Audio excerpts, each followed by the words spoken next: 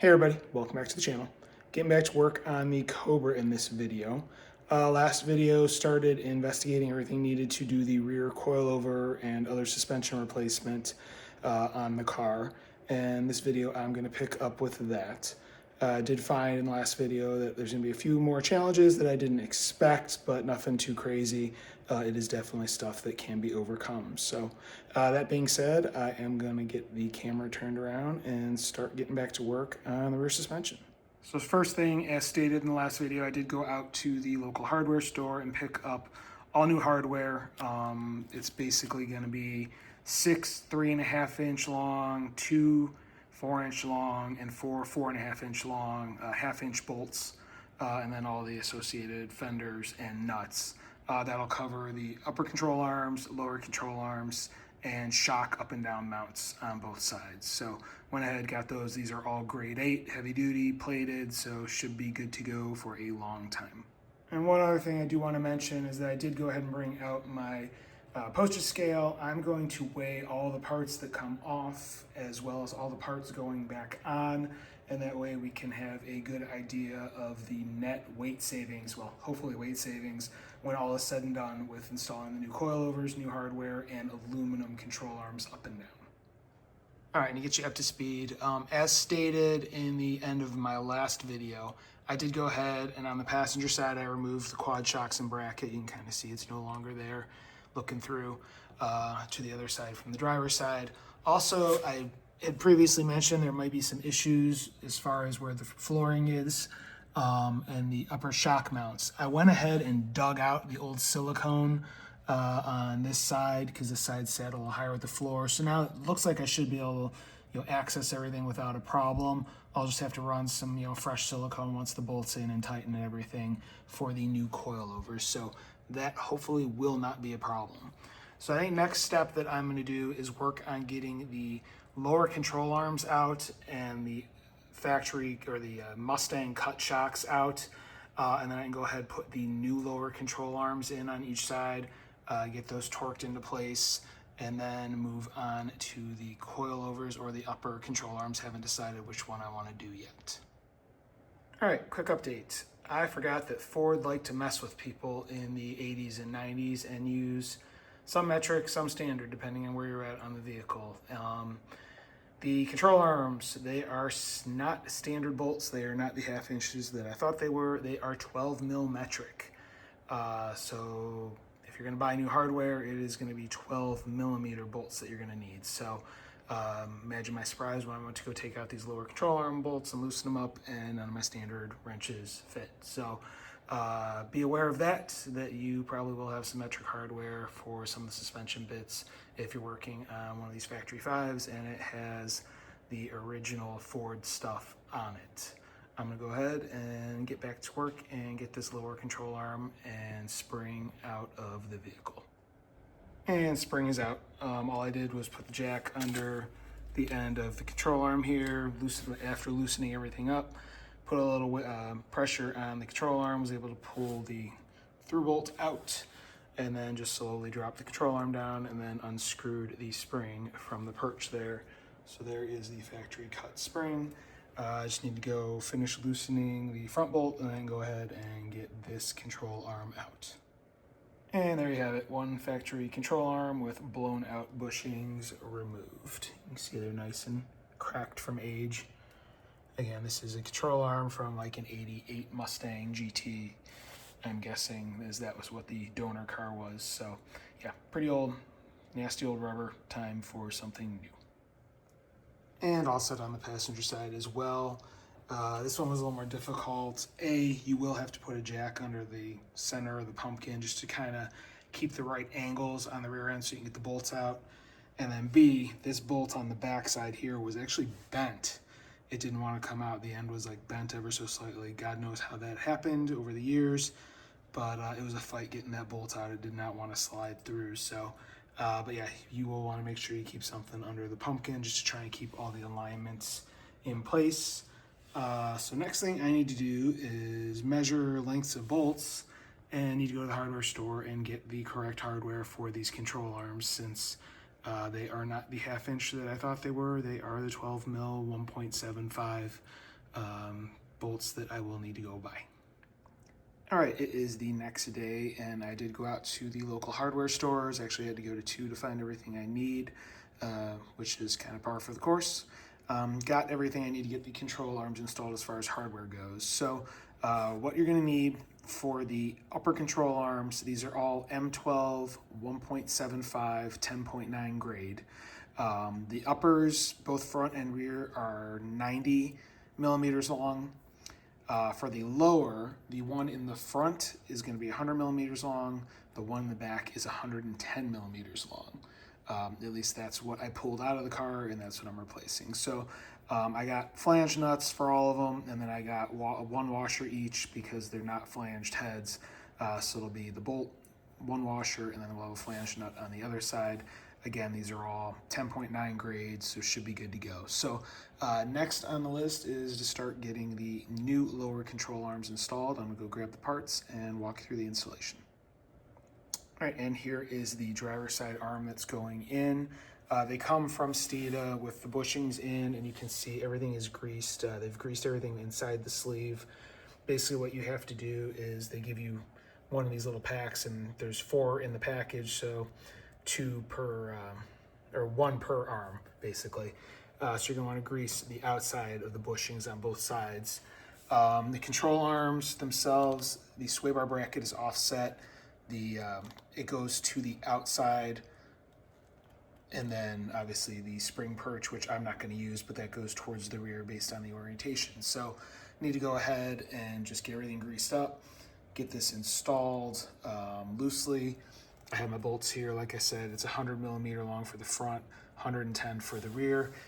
So I'm gonna get everything prepped, get them installed, and I'll come back when I walk through the torques. All right, and you can see everything is installed. What I did is I installed the front end first. I put the bolt in from this side, nut on the other side, and then I just raised everything up into place. What you're gonna have to do most likely is put a jack under the pumpkin of the rear end and lift it up and slowly work things. Just go up a little bit at a time, you know, kind of wiggle on the control arm and the rear end until you can get the holes to line up. It's going to be a lot easier if you put the bolt in from the inside to out, because everything's kind of angled and has a slight twist to it. So you need to, you know, get it in the one side, and then once it's in from the other side, it's not going to line up with the outside here. You'll have to put a jack under the control arm here to get everything to line up, and then you should be able to push the bolt through, so it'll come all the way through. So that is how I did it. I need to go ahead, tighten everything. If these were factory control arms, factory rubber bushings, which had a bound sleeve, you would want to have everything at ride height before torquing everything. Being that these are poly, the sleeve rotates within the poly bushing, so it's not going to bind up. So you can go ahead and torque it like this, or if you want to be safe, go ahead, jack it up to ride height and then torque it. According to the Steeda specs, these get torqued to 80 to 100 foot-pounds of torque.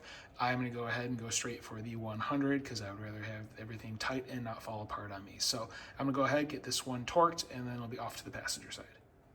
All right, everything is torqued on the driver's side to 100 foot-pounds. I'm gonna go ahead and do all the same on the passenger side. I do still need to come back and just kind of wipe up any excess grease that slid out when I went ahead and installed the arms. I'll go ahead and get that once I'm done with the other side, and then, yeah, go from there. So I will be back once the passenger side is in. And there is the passenger side installed, same as the driver's side. Same thing, torqued to 100 foot-pounds. And you can see the alignment of the bolts, same thing I did on the other side. This side went in, I think, a little easier than the driver's side. Probably best if you're doing this to have one in on the opposite side when you're doing the other. It'll just help keep the rear end in alignment. Kind of got ahead of myself yesterday when I took them both out. But yeah, that's pretty much what you need to do to get the lower control arms swapped. Pretty straightforward otherwise.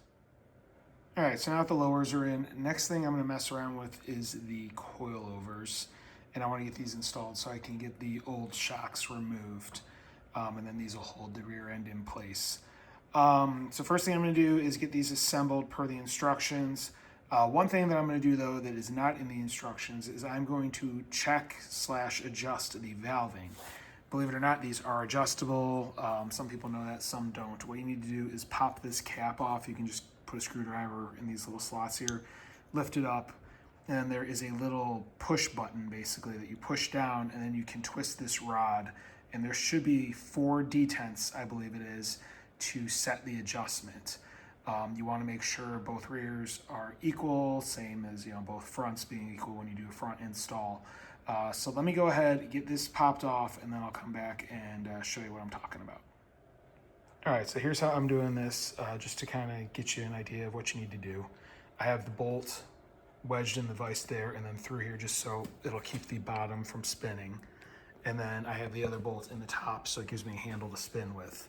And I'm basically using the screwdriver and pushing down on this, and you will feel, I found them full counterclockwise is soft. If you twist, it's probably about a quarter turn, you'll feel a detent. That's, next one stiffer, then there'll be one more, then one more, and then I think there's a 4th one, like I said. All the way clockwise is the stiffest. For the rears, based on some notes I heard read from Jeff Kleiner, he recommends with the factory 5 springs to go one up from the softest in the rear. So that's how I'm going to set these up. So I'm going to push down on that tab. I'm going to go full arc all the way, make sure I know where all the detents are.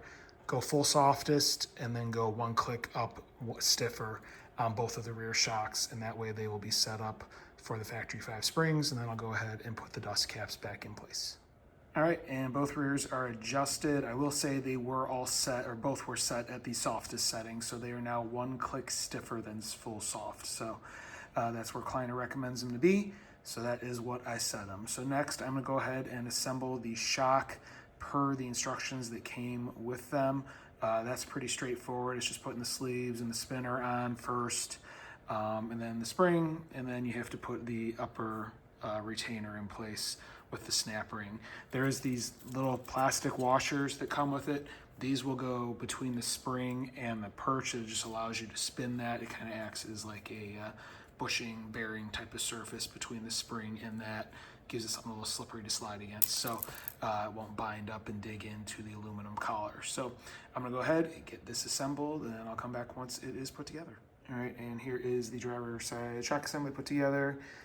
Before I put it together, I made sure that the jam nut was tight. I held this end in the vise and just torqued it down. And then you go ahead, you assemble it, you put your sleeve on, put the collar on the sleeve. You see the little plastic washer in there, or plastic bushing. Put your spring in, make sure you put it in the right way because this is up, so you want it to read correctly. And then you can go ahead and put that piece in, the upper retainer, and then you put in the little C-clip. Make sure that the open end of the C-clip isn't in line with the open end of the retainer. Put your bump stop back in place because that should have been slid down to get the upper retainer on, or actually lower retainer. And then I just move the collar to get the spring pretty tight in place. You actually do that before you put this in because it'll hold this up, so you can go ahead and put the C-clip in. So that is basically the assembly of the coilover in a nutshell. So next is going to be remove the the old shock, and then I can go ahead and get this put in place. All right, old shock is out, pretty straightforward. You just have a 9/16 nut in the trunk area that you had to remove. You'll probably need a pair of vice grips to keep the shaft from spinning on the shock, but remove that. And then down here, it was basically removing the shock with the bracket that bolts on there. There's just, 11/16, I think. No, 3/4 nut. So you need a 3/4 socket, remove the nut off the back of that, and you can pop this assembly out. I did just try and put through the new bolt in this hole, and it's closed, but no cigar, so I need to get a 1/2-inch drill bit and just ream that out real quick. And then the new retaining bolt will come through, then a sleeve, and then the shock, and then the nut and washer on the other end. So, or the nut, no washer, because I used, nut and washer, sorry. These are different hardware versus the control arms. So I'm gonna go ahead and get that reamed out, and I can start getting the shock installed, and I'll come back once it is all in place. All right, so update time. Here is something that I never expected to come up against with this installation. I was just trying to install the shock, and you can see how I have everything staggered down on the lower side of things. And as far as the upper mount goes, I had the shock sitting in there and, the spacers kind of put in place. Here's the 1/2-inch bolt, which the instructions say it's supposed to come with a 1/2-inch bolt. It did not, so I had to go buy one. Here it goes into the hole there, and that's where it ends. So these holes are not quite big enough for said 1/2-inch bolt that you need to use. So it looks like I need to ream those holes out, which not going to use a drill bit because can't get a drill in there. I'm going to have to kind of get a Dremel or something and just open them up ever so slightly. You can see I also did remove my caliper for space. It's just sitting there on top of the rotor at the moment.